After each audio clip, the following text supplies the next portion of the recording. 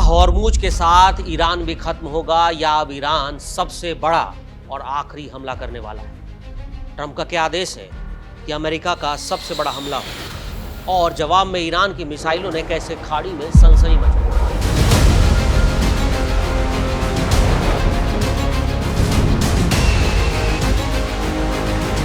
पिछले कुछ घंटों में मिडिल ईस्ट का पूरा युद्ध क्षेत्र बदल चुका है। बहरीन में सायरन गूंजे, कुवैत का एयर डिफेंस सिस्टम लगातार एक्टिव रहा, जॉर्डन की तरफ मिसाइलें दागे जाने के दावे हुए, और अब लड़ाई सिर्फ जमीन या आसमान तक सीमित नहीं है। दुनिया का जो सबसे अहम समुद्री लाइफलाइन हॉर्मुज, जिसे लेकर हम खबर सुनते रहते हैं, क्या वो पूरी तरह खत्म हो जाएगा या अमेरिका ही सीधा उस पर कब्जा करने वाला है? यानी वो आखिरी वार करेगा और हॉर्मुज अमेरिका के कब्जे में। क्या होगा और ईरान ने कैसे उसके खिलाफ अपना ऐलान जंग का ऐलान कर दिया? अब आमने सामने खड़े हैं अमेरिका और ईरान। एक तरफ वॉशिंगटन कह रहा है कि समुद्री रास्ता हर हाल में खुला रहेगा, दूसरी तरफ तेहरान कह रहा है कि हॉर्मुज हमारे इलाके का हिस्सा है और यहाँ किसी की मनमानी नहीं चलेगी। आखिर पिछले 24 घंटों में ऐसा क्या हुआ कि पूरे मिडिल ईस्ट का समीकरण बदल गया? आइए आपको शुरू से लेकर अब तक पूरी कहानी समझाते हैं। 24 घंटों में अमेरिका ने ईरान के खिलाफ अपना सबसे बड़ा सैन्य अभियान चलाया। अमेरिकी सेंट्रल कमांड यानी सेंटकॉम ने आधिकारिक तौर पर बताया कि उसके ऑपरेशन का पहला चरण पूरा हो चुका है। इस ऑपरेशन में ईरान के दक्षिण तटीय इलाकों में मौजूद कई सैन्य ठिकानों को निशाना बनाया गया। इसमें air defence system, radar system, missile depot, drone storage, नौसैनिक अड्डे और इस्लामिक रिवोल्यूशनरी गार्ड कॉर्प्स यानी IRGC की फास्ट अटैक बोट्स भी शामिल हैं। यानी अमेरिका चाहता है कि अब ईरान की सेना का एक एक जवान, एक एक गाड़ी, एक एक फोर्स का हर हिस्सा वो खत्म कर दे। अमेरिकी अधिकारियों के मुताबिक ये हमला किसी शहर पर नहीं बल्कि 19 सैन्य क्षमताओं पर यानी मिलिट्री एस्टेब्लिशमेंट पर किया गया, जो हॉर्मुज स्ट्रेट और अंतर्राष्ट्रीय जहाजों के लिए खतरा बन सकती है। ऑपरेशन में क्या क्या शामिल है? फाइटर जेट, युद्धपोत, अटैक ड्रोन और समुद्री ड्रोन तक का भी इस्तेमाल हुआ। कई रिपोर्ट में तो ये भी दावा है कि कुछ अंडरग्राउंड ठिकानों पर बंकर बस्टर हथियारों का भी इस्तेमाल हुआ है। और हमलों के बाद ईरान के दक्षिणी इलाके बंदर अब्बास, जास्क, सिरीक, बुशर और केशम द्वीप से कई धमाकों की खबरें सामने आई। पूरा इलाका समझिए धुओं के गुबार में लिपट गया। ईरानी मीडिया ने भी स्वीकार किया कि अलग अलग इलाकों में विस्फोट हुए हैं। हालांकि नुकसान कितना हुआ, इस पर दोनों देशों के दावे बिल्कुल अलग अलग हैं। लेकिन अमेरिकी हमला खत्म होते ही कहानी ने सबसे बड़ा मोड़ ले लिया। ईरान की इस्लामिक रिवोल्यूशनरी गार्ड्स कॉर्प्स यानी IRGC ने जवाबी कार्रवाई का ऐलान किया। उसने कहा कि अमेरिका ने जो किया है उसका जवाब उसी भाषा में दिया जाएगा। इसके बाद ईरान ने दावा किया कि उसने 3 चरणों में बहरीन, जॉर्डन और कुवैत में मौजूद अमेरिकी सैन्य ठिकानों पर बैलिस्टिक मिसाइलों और सुसाइड ड्रोन से हमला किया।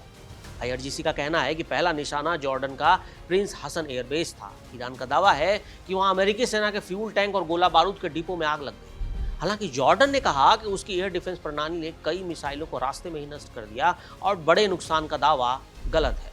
और इसके बाद ईरान ने बहरीन के शेख ईसा एयरबेस को निशाना बनाने का दावा किया। IRGC के मुताबिक यहां अमेरिकी हेलीकॉप्टर मेंटेनेंस फैसिलिटी, P-8 समुद्री निगरानी विमान का हैंगर और ड्रोन कमांड सेंटर प्रभावित हुए। अब इन दावों की स्वतंत्र पुष्टि तो अभी तक नहीं हुई, लेकिन बहरीन में सुरक्षा एजेंसियां पूरी तरह अलर्ट पर हैं। तीसरा हमला कुवैत पर होने का दावा है। ईरान का कहना है कि अली अन सलेम अल एयरबेस पर मौजूद अमेरिकी पैट्रियोट एयर डिफेंस सिस्टम और फ्यूल स्टोरेज को निशाना बनाया गया। साथ ही अहमद अल जवान एयरबेस पर लगे रणनीतिक रडार सिस्टम को भी नुकसान पहुंचाने का दावा है। दूसरी ओर अमेरिका या कुवैत अधिकारियों ने इन दावों की पुष्टि नहीं की है। हालांकि एक बात साफ है कि पूरे खाड़ी क्षेत्र में तनाव अपने चरम पर पहुंच गया है। अब सोमवार को क्या हुआ? बहरीन में अमेरिकी नौसेना के 5th फ्लीट मुख्यालय के आसपास 2 बार मिसाइल अलर्ट के सायरन बजाए गए। कुवैत में एयर डिफेंस सिस्टम लगातार एक्टिव रहा।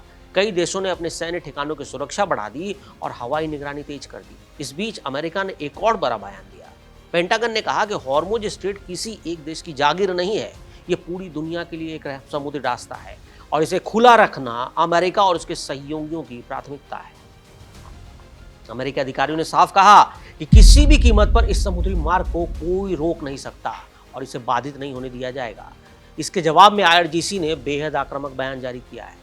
ईरान ने कहा कि हॉर्मुज हमारे क्षेत्र का हिस्सा है और यहाँ बाहरी ताकतों की दखल स्वीकार नहीं होगी। अब ईरानी बयान में अमेरिका पर तीखे आरोप लगाए गए और कहा गया कि ये क्षेत्र में तनाव बढ़ाने की कोशिश की जा रही है। यानी अब लड़ाई सिर्फ मिसाइलों की नहीं, समुद्री नियंत्रण की भी बन चुकी है। और इसी दौरान एक और बड़ी खबर ने इस घटनाक्रम को गंभीर बना दिया। ओमान के तट के पास एक कंटेनर में जहाज पर हमला हुआ। इसके बाद ओमान सरकार ने विरोध दर्ज कराया और ईरानी राजनयिक को तलब किया है। ओमान लंबे समय से अमेरिका और ईरान के बीच बातचीत कराने की कोशिश करता रहा है। पाकिस्तान भी ये कर रहा है और इस्लामाबाद मेमोरेंडम की बात कर रहा है, लेकिन पाकिस्तान के सुनने वाला कौन है? ऐसे में यह घटनाक्रम कूटनीतिक मोर्चे पर बड़ा झटका माना जा रहा है। और उधर ईरान के भीतर क्या हाल है? सरकारी और अर्ध सरकारी मीडिया लगातार अमेरिका के खिलाफ बयान प्रसारित कर रहे हैं। इसी बीच एक रिवेंज लिस्ट सामने आई। ये रिवेंज लिस्ट है, देखिए तस्वीर, जिसने अंतर्राष्ट्रीय स्तर पर हलचल मचा दी है। ईरान के अखबार हमशहरी में पब्लिश इस लिस्ट में अमेरिका के राष्ट्रपति डोनाल्ड ट्रंप और इजराइल के प्रधानमंत्री बेंजामिन नेतन्याहू समेत कई पश्चिमी नेताओं की तस्वीरें लगा दी गई और उन्हें टारगेट बना दिया गया। तस्वीरों के साथ लिखा है रिवेंज इज सर्टेन, यानी बदला तय है जैसा संदेश भी लिखा गया है। इस सूची को लेकर दुनिया भर में चर्चा है। इसमें जर्मनी के चांसलर जो मेलोनी सबकी तस्वीरें हैं। हालांकि इसे ईरान के सरकारी अधिकारी ने अपनी नीति का हिस्सा नहीं माना, लेकिन एक तरह से कहें खतरा बरकरार है और ईरान का ये चेतावनी समझ सकते हैं। उधर अमेरिका भी लगातार अपनी सैन्य मौजूदगी बढ़ा रहा है। अतिरिक्त युद्धपोत, फाइटर जेट और एयर डिफेंस सिस्टम खाड़ी क्षेत्र में भेजे जा रहे हैं। अमेरिकी रक्षा विभाग का कहना है कि अगर उसके सैनिकों या सहयोगी देशों पर फिर हमला हुआ तो जवाब पहले से ज़्यादा विध्वंसक, ज़्यादा खतरनाक, ज़्यादा तबाही लाने वाला होगा। सबसे दिलचस्प बात यह है कि दोनों देशों की भाषा पहले से कहीं ज़्यादा अटैकिंग हो गई है।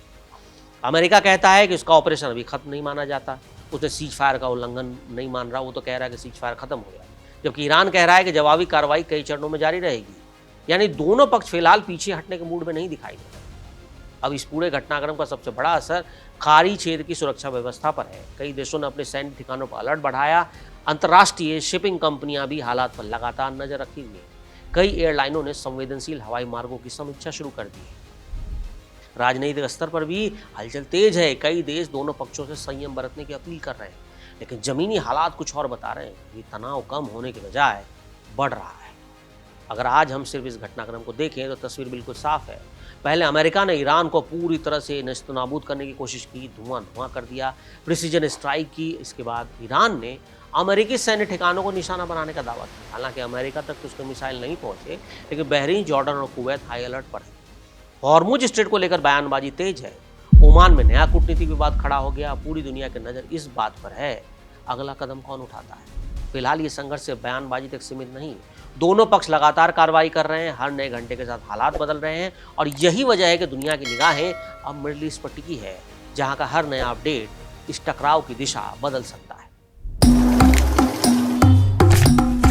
बाजार की बात साफ, सीधी और अंदाज कड़क।